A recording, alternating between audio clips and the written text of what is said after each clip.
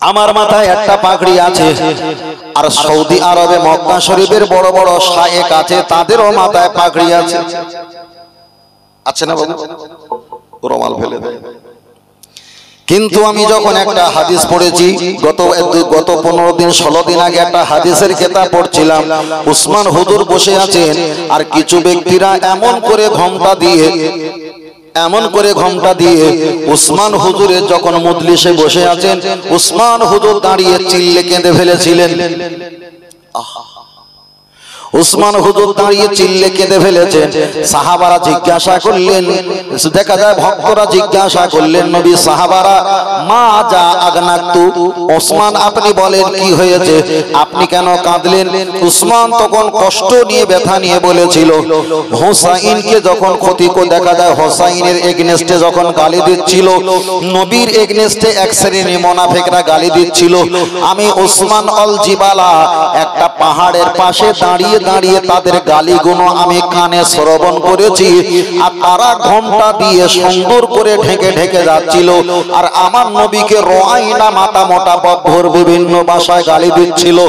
আজকে আমার এই মজলিসে যারা ঘোমটা দিয়ে বসে আছে, আমি ভয়তে কেঁপে উঠেছি, সেই শত্রুরা এই ভিতরে ঢুকলো কিনা। তাহলে এখান থেকে বোঝা যায় ঘোমটার কোলে খেমটা নাচন আমরা বলি, কথাটা বাস্তব লজিক্যাল। এটাই তো রসুলের জামানা সাহাবাদের ঘটেছে।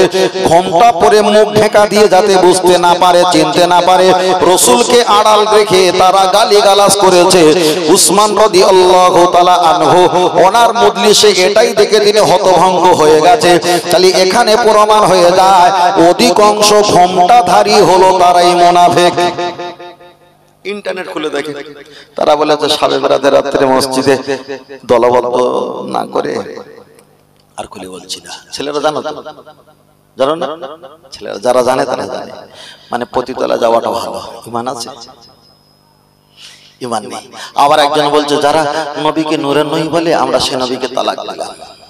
ঘোমটা রেখেই বলছে, এমনি আমাদের মতো খুলে বলি। এখন নবীর নূর কি মাটি, এটা নিয়ে প্রসঙ্গ বলছি না, নবীর এগেইনস্টে। এখন বড় ভাই বসে আছে, দাদু ভাই বসে আছে, দাদু ভাইকে যদি বলি, হ্যাঁ বাবু আপনি 3 পর্যন্ত পড়েছেন, 3তে পড়েছেন, আপনি কি জানেন?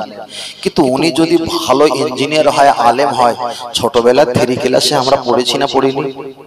পড়েছি। তাহলে 3তে পড়েছে, এই কথাটা সত্য, কিন্তু বলা কি শোভনীয়? বলা কি শোভনীয়? তাহলে কথাটা সত্য, কিন্তু বলাটা শোভনীয় না, কখনো বলা শোভনীয় না। ওই জন্য বলছি, কথাটা মসজিদে ইবাদত করা জায়েজ কি না জায়েজ এটা ভিন্ন ব্যাপার, কিন্তু পতিতলায় ভিড় করা সমাতুল্য, এটা কি বলা শোভনীয়? এখন জায়েজ না জায়েজ ইখতিলাফ থাকতে পারে, কিন্তু এটা বলা যাবে না। আল্লাহ ও আমার বাপজিরা, আমি আপনাকে বোঝাতে চেয়েছি, পাগড়ির কথা যখন বলেছি, আমার একটা বদ অভ্যাস, আমি যে কিতাবটা যে বিষয়টা পড়ি, যতটা আমি জানি 3-4টে কিতাব দেখে তার বিষয়টা নাড়ি ভুড়ি কিছুটা জানার চেষ্টা করি। যদি আমার কাছে কিতাব না থাকে ভিন্ন ব্যাপার, যতটা জানার চেষ্টা করি একটু বেশি জানার চেষ্টা করি। আমার মাথায় পাগড়ি দেখছেন, মোটা পাগড়ি। আপনারা মনে করবেন সৌদি আরব থেকে ধর্ম আপনাদের, দেখা যায় 24 পরগনা, আমাদের 24 পরগনা এক কথায় আমাদের ভারতবর্ষে সৌদি আরব থেকে ইসলাম এসেছে। আল্লাহ শপথ করে বলি, সৌদি আরব থেকে ডাইরেক্ট ইসলাম আমাদের ভারতবর্ষে আসেনি। ভারতবর্ষে ইসলাম এসেছে সৌদি থেকে ভায়া হয়ে ভারতে এসেছে। ঠিক না বেঠিক? কে এনেছে? খাজা মাইনুদ্দিন চিশতি রহমাতুল্লাহ আলাইহি। ওনার বাড়ি হলো তো দেখা যায় বোখারা। তাহলে সৌদির লোক এখানে আসেনি ধর্ম দিতে, এসেছে বোখারার একটা ছেলে। একটু সময় নেই, একটু 1-1.5 মিনিট সময় নেই, আপনারা জীবনের মতন এটা শিখে ফেলবেন। তাহলে বোখারা শহর থেকে খাজা মাইনুদ্দিন চিশতি রহমাতুল্লাহ আলাইহি তিনি ভারতবর্ষে এসেছেন, আমাদের কাছে ধর্ম দিয়েছে। যে ধর্মটা মক্কা আর মদিনায় অবস্থিত, ওই ধর্মটা ভায়া হয়ে দেখা যায় খোরাসান ছেলে আলেম একজন আল্লাহর মাহবুব বান্দা চিশতিয়া তরিকার বড় আমির খাজা মাইনুদ্দিন চিশতি রহমাতুল্লাহ আলাইহি তিনি আমাদের কাছে দিয়েছে। একটাবার বলবেন খাজা রহমাতুল্লাহ আলাইহি হুজুরের মাথার পাগড়ি বর্তমান সৌদির আলেমদের মাথার পাগড়ির মতো না, আমাদের এরকম মোটা। বলাটা ঠিক হবে না, তবু খুলে বলছি। যারা তরিকা, আমি একজন তরিকতের ছাত্র, ফুরফুরা দাদা পীর রহমাতুল্লাহ আলাইহি ওনার একজন লেবার মেজলা হুজুর পীর কেবলা রহমাতুল্লাহ আলাইহি যখন হায়াতে ছিল তখন ছাত্র জীবনে মুরিদ হওয়ার সুযোগ পেয়েছিলাম। তারপরে পীর আল্লামা কালিমুল্লাহ সিদ্দিক রহমাতুল্লাহ আলাইহি, তারপরে পীর আল্লামা সাইফুদ্দিন হুজুর রহমাতুল্লাহ আলাইহি, তারপরে এখন যারা বয়সে আছেন নাম বলছি না, ওই তরিকতের। আমি যে তরিকতের ছাত্র, যারা খাজা মাইনুদ্দিন চিশতি রহমাতুল্লাহ আলাইহি হুজুরকে যারা দেখেছেন তারা এক বাক্যে বলতে পারবে আমার মাথায় পাগড়ি যতটা মোটা, তানার মাথার পাগড়ি এর থেকে আরো 4 ডবল মোটা। সুবহানাল্লাহ। তাহলে ইসলাম ভায়া হয়ে নিয়ে এসেছিল কে? খাজা মাইনুদ্দিন রহমাতুল্লাহ। এখন তানার মাথার পাগড়ি বর্তমান সৌদিদের পাগড়ির মতো। যদি বলে হুজুর বুঝতে পারিনি, একদম ঘরের কথা বলছি, একটু পরে। তাহলে বল দেখা যায় সৌদি আরব থেকে ইসলাম আমাদের ভারতবর্ষে ডাইরেক্ট আসেনি, এসেছে কাবুল, কান্দাহারে, চলে এসেছে নিসাপুরে, চলে গেছে দেখা যায় আফগানিস্তানে, চলে গেছে দেখা যায় মিশরে, বিভিন্ন জায়গায় ইসলাম পৌঁছে গেছে। আগে আগে আগে ওখান থেকে মুহাদ্দিকরা, বুজুর্গনেরা, আল্লাহওয়ালা ব্যক্তিরা তারা হিজরত করেছে আমাদের ভারতে বিভিন্ন দেশ প্রান্তরে। এবার আমি আপনাকে একটাই কথা বলছি, নবী পাকের মাথার পাগড়িটা ছিল মোটা, খাজা মাইনুদ্দিন চিশতি রহমাতুল্লাহ আলাইহির হুজুরের মাথার পাগড়িটা ছিল মোটা। তাহলে আমার চাইতে নবী পাকের সঙ্গে সম্পর্ক খাজা হুজুরের, তাহলে খাজা হুজুর রহমাতুল্লাহ আলাইহির মাথার পাগড়িটা তো একটা শুধু ঘোমটাওয়ালা হতে পারতো না। দাদু ভাই ক্ষমা করবেন, খাজা হুজুরের কিন্তু পাগড়ি ঘোমটা ছিল না, ছিল মোটা। আপনি দেখবেন আফগানিস্তানে আমাদের দেশে ইসলাম আসার আগে, মক্কা মদিনা থেকে আফগানিস্তানে আগে ইসলাম গেছে। আফগানিস্তানে যত আলেম মুহাক্কিক ইমাম হুজুর আছে তাদের মাথার পাগড়িটা পাতলা না, সেটা আছে মোটা। আপনি চলে যাবেন বাগদাদ শরীফে, সেখানে তো মক্কা মদিনা থেকে ইসলাম তারপরে গেছে, আগে গেছে। আমাদের দেশে আসার আগে আফগানিস্তানে যত আলেম আছে, ইমাম আছে, হাফেজ আছে, তাদের মাথার পাগড়িটা আমার চাইতে আরো মোটা।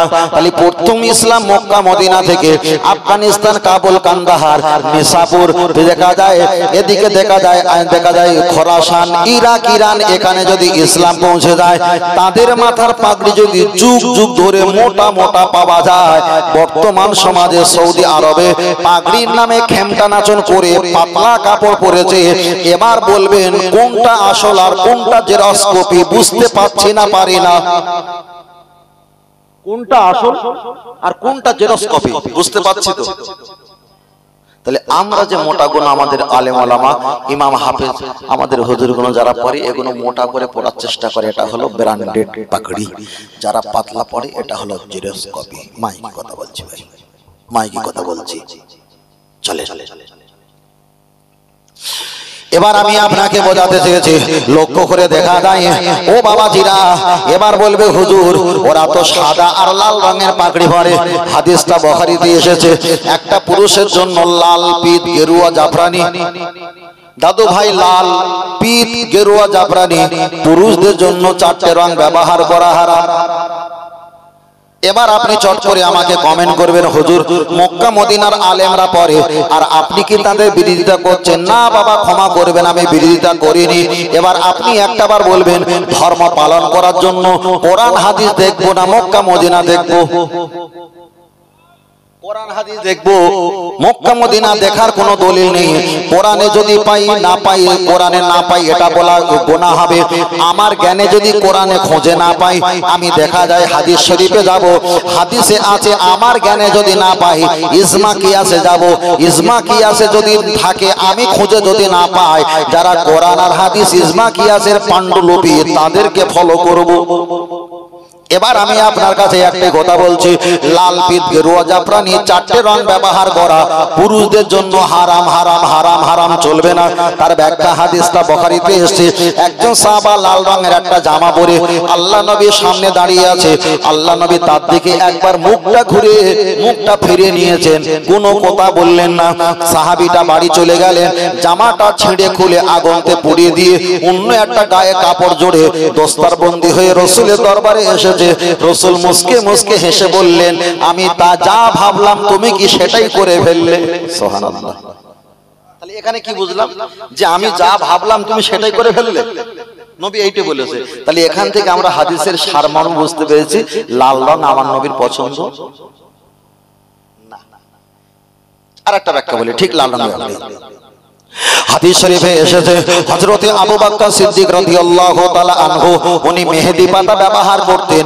যদিও তখনকার সময় মেহেদি পাতা যদি না থাকতো, কিছু গাছের পাতা এমনকি তৃণলতা ঘাস, ওই দুল্প ঘাসের রসগুলো বেটে দেখা যায় তারা দাড়িতে হিজাব লাগাতেন, দাড়িতে কিংবা চুলে তারা ব্যবহার করতেন। ওখান থেকে কিয়াসের ফতোয়া দিয়ে আমাদের ভারতবর্ষের জমিনে, আমাদের পূর্ব ভারতবর্ষের জমিনে আমরা মেহেদি পাতা লাগাই। ওই জন্য হাদিসের রাবিরা বর্ণনা করেছে পুরুষেরা আতর ব্যবহার করবে, তবে রং যেন না দেখা যায়। অনেক ব্যক্তিরা আতর মাখে সাদা জামায়, কম দামে কিনে মজা, বাড়ি ফিরে গেল সোজা 10 টাকার বোতল পেয়েছে, গোলাপি রঙের আতর জামায় মেরেছে, যেন ভারতবর্ষের মানচিত্র দেখায়। তাই রসুল যদি বলে লাল রং ব্যবহার করা যায়, ও চাচাজি তাহলে আতর মেরেছেন জামায়, ওটা তো রং। আর রসুলের পরিভাষা হলো পুরুষেরা রং ব্যবহার করতে পারবে না, হারাম। আমার কথা বুঝতে পারছেন না কি বলছি? একদম পরিষ্কার, যা জানি সেটাই বলছি ভাই। জানেন আপনার জীবন আমার জীবনে ইনশাআল্লাহ চরম শিখরে যাবে, একদম সঠিক জায়গা থাকবে, সঠিক জায়গা আল্লাহ। চলেন আমি আপনাকে বোঝাতে পেরেছি। তাহলে দেখা যায় পুরুষেরা তারা দাড়িতে কিংবা চুলে ওরা অবশ্যই মেহেদি পাতা ব্যবহার করতে পারে।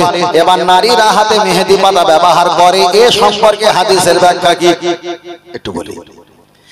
মায়েরা হাতে ব্যবহার করে, মায়েরা হাতে মেহেদি পাতা ব্যবহার করে। হাদিসটা মেশকাত ইবনে মাজাহ, দুই জায়গায় একই কথা দুই জায়গার ব্যাখ্যা এসেছে। আল্লাহ নবী বসে আছেন, একটা মহিলা নবীর বাড়িতে এসে আইডিয়া হাতটা লম্বা করে আম্মা জানকে বললেন, আম্মা জান আয়েশা সিদ্দিকা রাদিয়াল্লাহু তাআলা আনহা আমার পিয়ালাটা ভেঙে দিয়েছিলেন, ওই পিয়ালার পরিবর্তে ভালো পিয়ালা আপনি নিয়ে এসেছেন, আমাকে খবর দিয়েছেন, ওই পিয়ালাটা আমাকে দাও। তাফসীর কারকেরা ব্যাখ্যা করে বলেছেন, আল্লাহর নবী মহিলাটার হাত থেকে ঠিকরে উঠে বললেন, বিবি আয়েশা তাড়াতাড়ি বার হও, আমার ঘরে বাঘ এসেছে। রং ব্যবহার করা যাবে কিনা কোন বিষয় খুব ভালো করে শুনুন। একদম যেরকম লেখা এসেছে সেরকম বলছে, কমতে নেই জিয়াদা করতা নেই।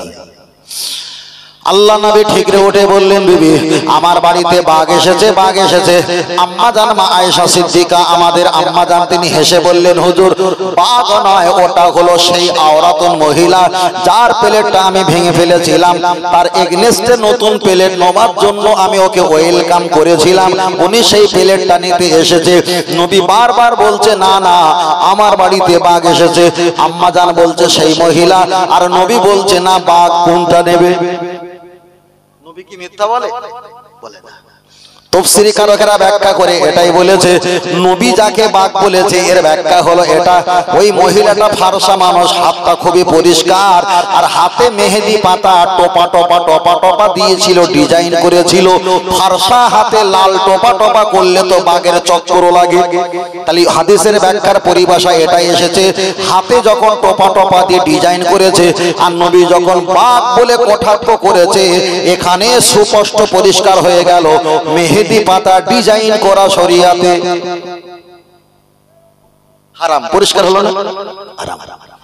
তবে তাফসীর কারকেরা ব্যাখ্যা করে বলেছে, মেয়েরা হাতে মেহেদি পাতা ব্যবহার করতে পারবে, ওরা হাতে করে মেহেদি পাতা ভালো করে মাখতে পারবে, তবে লাল হলে হবে না, এত পরিমাণ লাল হবে, এত পরিমাণ কালো হয়ে যাবে, যে হাতে অন্য তো এমন কোন খাদ্য খেলে রুচিবোধ হবে না, ওই রূপ রং না ওই রূপ মেহেদি পাতা ব্যবহার করা মেয়েদের জায়েজ। তাহলে এখানে প্রমাণ হয়ে গেল মায়েরা হাতে মেহেদি ব্যবহার করতে পারবে, তবে ডিজাইন করতে পারবে।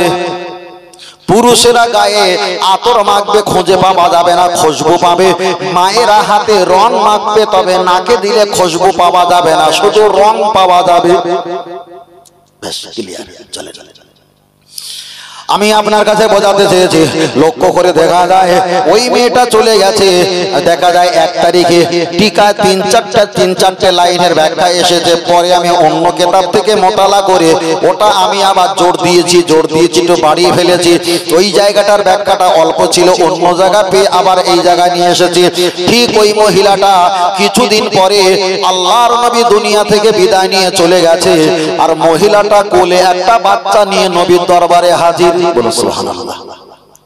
আম্মা জান আয়েশা সিদ্দিকাকে বললেন, আম্মা জান আমি একটা মাছ নিয়ে এসেছি, আমি একটা মুরগি নিয়ে এসেছি, মাছ মারা গেছে, এই মুরগিটাও মারা গেছে, আপনি বলেন মাছেও দেখা যায় মাছেও রক্ত আছে, গোশতে রক্ত আছে, মাছেও গোশত আছে, গরু মুরগিতে গোশত আছে, মাছেরও জাহান ছিল, মুরগিরও জাহান ছিল, মাছ মারা গেছে, মুরগি মারা গেছে, এখন মাছ ফেলে দেবো না মুরগি খাবো, মুরগি ফেলে দেবো না মাছ খাবো, আপনি বলেন দুটোই তো মারা গেছে, আমি কোনটা খাবো আর কোনটা ফেলে দেবো?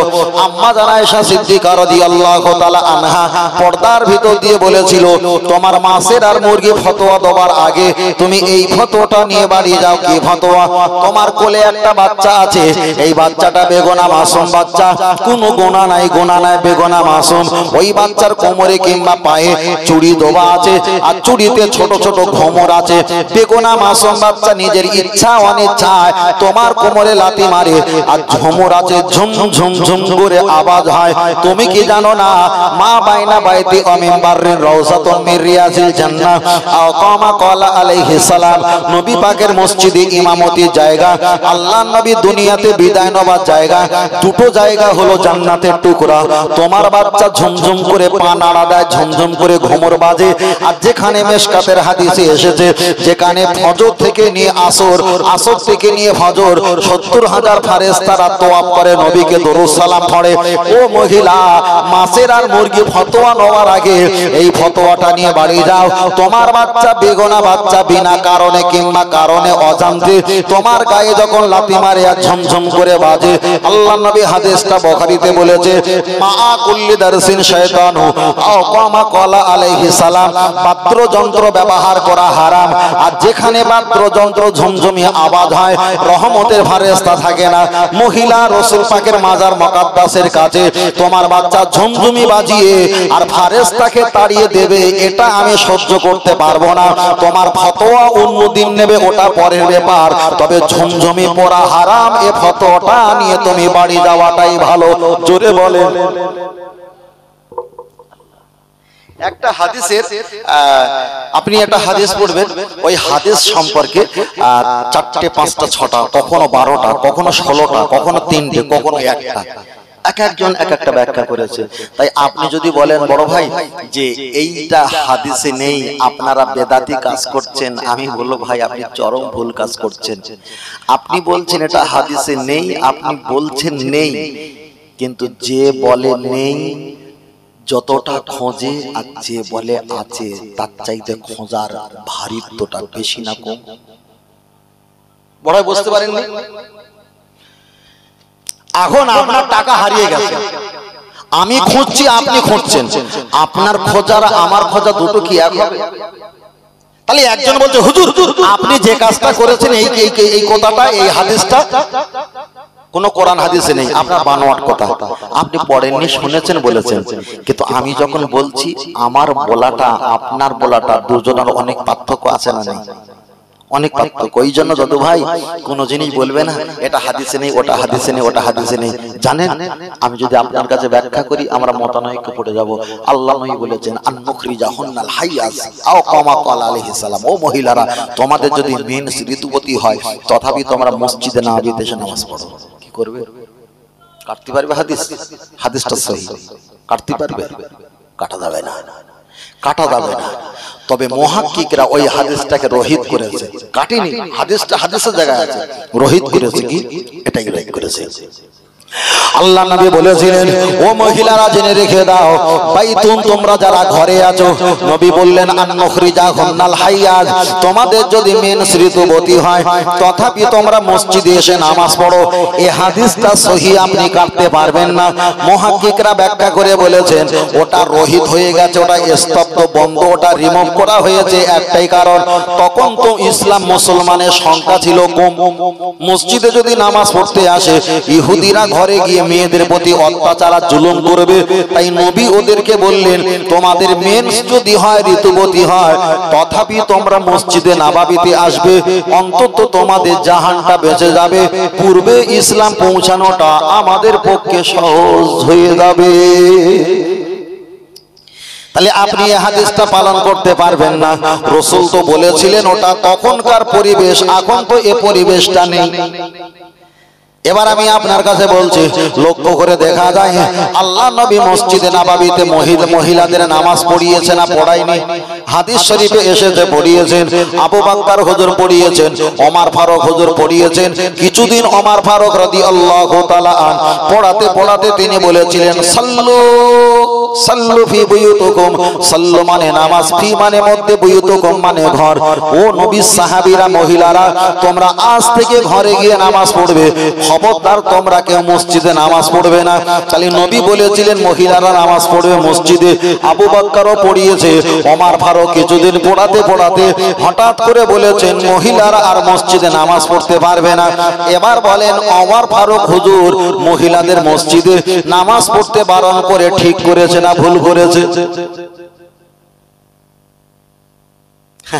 বলে দেন তো, এটা হাদিসে নেই, মুখে যা আসে কার কাছ থেকে শুনেছেন শুনে বলে দিচ্ছেন মওজুদ ভাই আপনি যেটা বলেছেন এটা হাদিসে নেই। তোর হাদিস খুলে দেবো, তোর হুজুরে খুলে দেবো।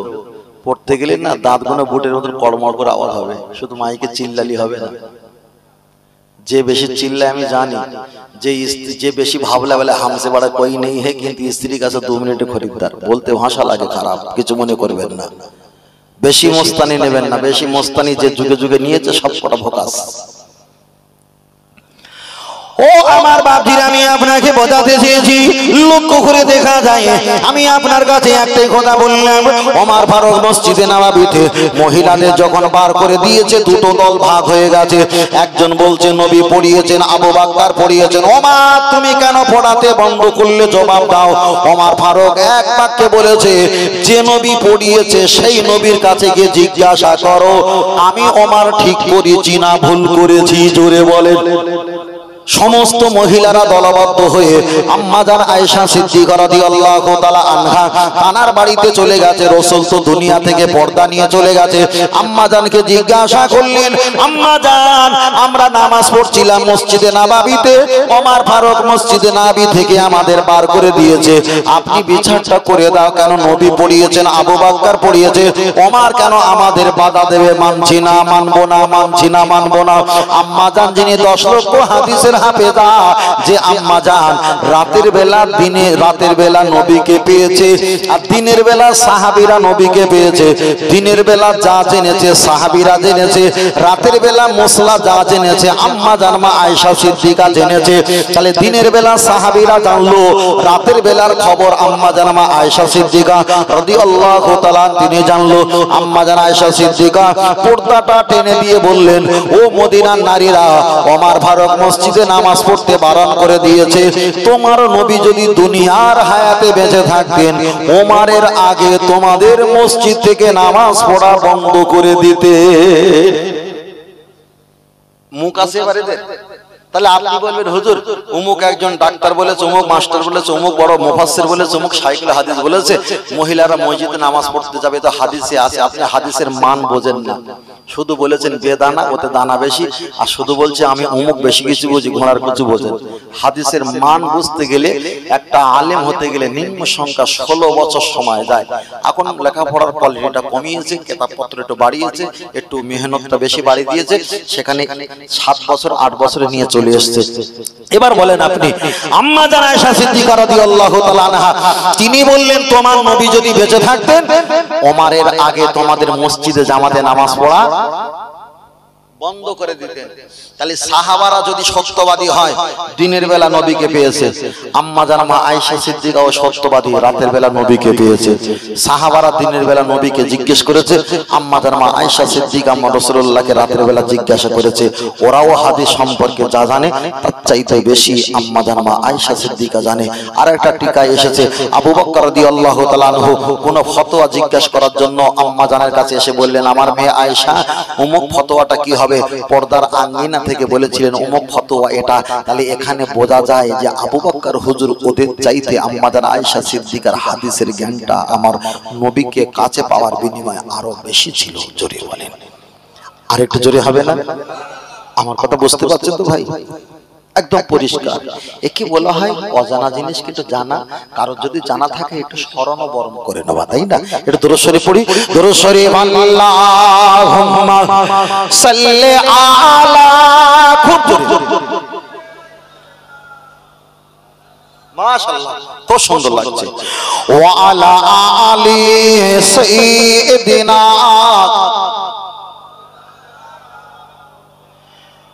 এ জীবনে যাহার জবান নবীর প্রশংসা করে না, সে তো ভাইজান কঠিন দিনে নবীর শাফাআত পাইবে না। আল্লাহুম্মা, খুব জোরে ছেলেরা পড়ো, হেলে তুলে পড়ো নবীর শানে, মাশাআল্লাহ। ওয়া আলা আলি সাইয়্যিদিনা সাল্লাল্লাহু আলাইহি ওয়াসাল্লাম। আমি হয়তো নবী পাকের নাম শুনে একটু চুম্বন খাই নাই, তবে আমি খাওয়ার পক্ষে। আপনি বলবেন হুজুর চুম্বন খাওয়ার হাদিসটা কোথায় আসছে? এখন একটা কথা, একজন বলেছে চুম্বন খাওয়া হাদিসে আছে, আর একজন বলেছে চুম্বন খাওয়া হাদিসে নেই। এখন দুটো আলেমের একটা বহাস হবে, বহাস মানে তর্ক বিতর্কটা অনুষ্ঠান করেছে। একজন আলেম বলছে তুমি যাও, তুমিও যাও, কালকের বেলা 10টার সময় এখানে প্রতিবাদ হবে, কে জিততে পারে। আচ্ছা, দুটো আলেম বাড়িতে গেছে, রাতের বেলা দুটো আলেম কি ঘুমাবে? এই কিতাব দেখবে কোথায় চুম্বন খাওয়া না জায়েজ, না জায়েজ। ও কিতাব দেখবে কোথায় চুম্বন খাওয়া জায়েজ। দুজনা এসেছে, আমি জায়েজ না জায়েজ বাদ দিলাম। এখন দুইজনকে দেখে তো ক্যালকুলেটরে হিসাব করা হচ্ছে যে নবীর প্রশংসা বাড়াতে চেয়েছে, সারাটা রাত ধরে ঘুমায়নি, নবীর নামে চুম্বন খাওয়া জায়েজ কোথায় খুঁজেছে। এই ব্যক্তিটা নবীর পক্ষে না বিপক্ষে? নবীর পক্ষে তো, নবীর পক্ষে। আর যে ব্যক্তিটা বলেছে চুম্বন খাওয়া যাবে না, আমি বলছি না যে কোরআন হাদিসে আছে কি নাই পরে ব্যাপার, যে বলেছে চুম্বন খাওয়া যাবে না সারাটা রাত ধরে কিতাব পড়েছে, আচ্ছা এই নবীটা, এই ব্যক্তিটা নবীর মর্যাদা বাড়ানোর পক্ষে না বিপক্ষে? এখন জায়েজ কি না জায়েজ পরের ব্যাপার, পরের ব্যাপার। তাহলে পক্ষে আর বিপক্ষে এখানে পাওয়া গেছে তো। এই তো লা ইয়াবকা মিনাল ইসলামি ইল্লা ইসমু, নামে শুধু মুসলমান, হুজুর লম্বা জামা পরে ঠাং করে দাঁড়িয়ে আছে, নামে মুসলমান কিন্তু ভিতরে একটা ঈমান নেই। পরিষ্কার, পুরো পরিষ্কার। তর্ক বিতর্ক কিছু করা দরকার নেই। আমি যখন প্রথম আসামে গিয়েছিলাম, অনেকবার গেছি, আসামে গিয়েছি, এক সাইকুল হাদিস, বাংলাদেশের মতো সিস্টেম, আমাদের ইন্ডিয়া কি সিস্টেম, কোন বক্তা হুজুর ওয়াজ করলে আমরা পালিয়ে যাই, যে ভাই আপনি বসেন আমি পালাই, এটা আমাদের একটা সিস্টেম। কিন্তু বাংলাদেশের সিস্টেম আধা ঘন্টা বসে, ওটা আসামে ওরকম সিস্টেম আছে। ওয়াজ করবে, ওয়াজ করার পরে উনি ওয়াজ করে নেমে গেছে, উনি যে চলে যাবে, যাবে না, উনি আধা ঘন্টা এখানে বসে থাকবে। এটা একটা ওদের একটা সিলেবাস, তা ভালো। তাই সাইকুল হাদিস, সাইকুল হাদিস মানে কি বিশাল হাদিসের পাণ্ডুলিপি। তো উনি ওয়াজ করেছে, আমি আগত কিন্তু মোটা হয়ে গেছিলাম, খুব পাতলা, আরো গার রংটা কালো ছিল, আর 3-4 দিন রাত জায়গা ময়লাও, আলহামদুলিল্লাহ জামা বিরাট পরিষ্কার ছিল। তা আমি গিয়েছি, উনি যখন বসে আছে, তা বসে থাকা থাকুক, আমি হাদিস পড়ি। আমি হাদিস পড়ছি, এখন পড়তে পড়তে ওনার যে মশলা দিয়েছিল দাদু ভাই, ওই মশলার এগেইনস্টে আমার একটা ফতোয়া পড়েছে, আর একদম লোকের সামনে আমাকে, আপনি ঠিক করে বলেন। আলে ঠিক করে আমি বলবো না, আবু বকর বলেছেন কাফি হালালুন, পানিতে মরে যাওয়া মাছ খাওয়া জায়েজ। আবু বকর হুজুরের বড় জামাই, রাসূল পাক যাকে বিয়ে করেছিল, তার স্ত্রী, তার বোন আম্মা জান আসমা, যিনি 10 বছরের বড়, তিনি, তার স্বামী হলো জুবাইর ইবনে আওয়াম, উনি বলেছেন ওমা তাফা ফালা তাকুলু, পানিতে মরে যাওয়া মাছ খাওয়া হারাম। আবু বকর বলেছে জায়েজ, নবী দোহাই দিয়েছে। আর জুবাইর ইবনে আওয়াম তিনি বলেছে পানিতে মরে যাওয়া মাছ খাওয়া হারাম, তিনিও নবী দোহাই দিয়েছে। আমি ঠিক করবো নাকি? আমাদের সে পূর্বপুরুষেরা তারা ঠিক করি না, আমি ঠিক করবো কি? বেশ ওনার সঙ্গে 3-4 মিনিট 7 মিনিট ঠেলাঠেলি হতে হতে আমি যখন 3-4টে হাদিস পড়েছি, উনি আর একটা পড়তে পারলাম না। আমি বললাম কি নামে করে বিক্রি হচ্ছিল নাকি? আমি 5টা হাদিস পড়েছি আপনার এগেইনস্টে, এক্ষুনি 3 মিনিটে কথা বলতে বলতে 5টা হাদিস, 3 মিনিটের ভিতরে 5টা হাদিস পড়েছি ওনার এগেইনস্টে। তা আপনি একটা হাদিস পড়ে আমার এগেইনস্টে বলেন? তা বলছে না, আমি পরে বলছি, আপনি কামরাতে আসেন। তাহলে তখন তো চলে গেলেই হতো, এখন যাওয়ার দরকার কি? আরো বসে থাকেন, আরো বসে থাকেন, হয় সারবে না সরবে। ওই জন্য বলছি আমাদের সমাজের আলেমগুলো, 10টা আলেম যারা আমরা ওয়াজ নসিহত করি, তার ভিতরে 8 জন মাওলানা না। 8 জন, আমাকে ক্ষমা করবেন, 8 জন মাওলানা না, যার কারণে আমাদের ওয়াজে মানুষ কিছু জানতে পারে না, কিছু বুঝতে পারে না। একটা গজল বলে মানুষ ফেদা হয়ে যায়, মানুষ খুব খুশি হয়ে যায়, তাও গজলটা ভুল। আমি ধরে দেবো অল্প করে, ধরে দিই।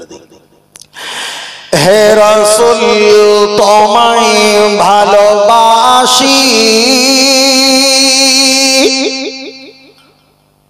আমি কিন্তু গজলটা বলছি না, শুধু বোঝানোর জন্য বলছি। শুনে, হে রাসূল তোমায় ভালোবাসি, অন্তরে শুধুই মুখে নয়, জান্নাতের আশায় নয় হে রাসূল, জাহান্নাম কেউ ডরি না। চলেন একটু ব্যাখ্যা করি ছোট করে। শুনেছে ছেলেরা কত সুন্দর সুর, কত ভালো মজাদার, কিন্তু ভিতরে কি আছে একটু দেখি। হে রাসূল তোমায় ভালোবাসি, কথাটা ভালো না খারাপ? অন্তরে অন্তরে, মুখে নয়, কথাটা আরো মিষ্টি না, আরো ভালো। তারপরে ব্যাখ্যায়, জান্নাতের আশায় নয়, জাহান্নামকে ডরি না, মানে জাহান্নামকে ভয় করি না। কোরআন পড়ি, কোরআন বলেছে যতই বড় গুনাহগার হও না কেন, লা তাকনাতু মির রাহমাতিল্লাহ, আমার জান্নাতের আশা করবে, বলুন সুবহানাল্লাহ। আর ইনি বলছে আমি জান্নাতের আশা করি না। তারপরেই বলছে জাহান্নামকে ভয় করি না। কোরআন বলেছে ওয়া আন্নাল আযাবি হুয়াল আযাবুন আলীম, তুমি যতই বড় হুজুর আর খেজুর হও, আল্লাহওয়ালা হও, আমার জাহান্নাম আত্তাকুল্লাহ, আমাকে ভয় করবে, ইন্নাল্লাহা শাদীদুল ইকাব, আমার জাহান্নাম মারাত্মক, জাহান্নামের আযাব, তাকেও তোমার ভয় করতে হবে। তাহলে কোরআন বলেছে জাহান্নামকে ভয় করো, কোরআন বলেছে আমার রহমতের আশা করো, এ বলেছে আমি জান্নাতের আশা করি না, জাহান্নামকে ভয় করি না। এখন এই ঠিক বলেছে? কিন্তু এই গজল তো সমাজে র্যাম র্যাম র্যাম র্যাম করে বলেছে, হাত মেরে দিয়েছে, ছেলেরা কুঁতকে পড়ে সুবহানাল্লাহ বলেছে, এক হাত সেলাই করতে গিয়ে 5 হাত ছিঁড়ে গেছে, কেউ দেখেছে? আমি একটু বলি বলে তাই আবার শুনে লাই। আমার আগে পরে কে আছে বলছে মফিজুর হুজুর আছে 24 পরগনা সুন্দর। আমি তো না সঙ্গে ওয়াজ করিনি। শালা করবি কি? তো তো ভিড়ে কিচ্ছু নেই, কি করবি? কিচ্ছু তো নেই, কি করবি? কিছুই নেই। গজলটাও ভুল, সালামের জবাব দিচ্ছে তাও বলতে বলতে ওয়ালাইকুম আসসালাম, কিন্তু ওখানে সিনের উপরে একবার তাসদিদ আছে, ওই সিনটা হবে দুবার, ওয়ালাইকুমুস সালাম, ওয়ালাইকুমুস সালাম বলতে ওয়ালাইকুম আসসালাম। তা সালামে যদি এইরকম করোনা ভাইরাস হয়, তাহলে যা দিবি সব তো সর্বনাশ। ওই দেখতে পান না সমস্যা হচ্ছে, সূরা ফাতিহা পড়তে পারে না। এই ছেলেটা শুনুনি, সূরা ফাতিহা পড়তে পারে না, কথাটা ঠিক। আল্লাহ আমাদেরকে বোঝার তৌফিক দান করেন, বলুন আমিন।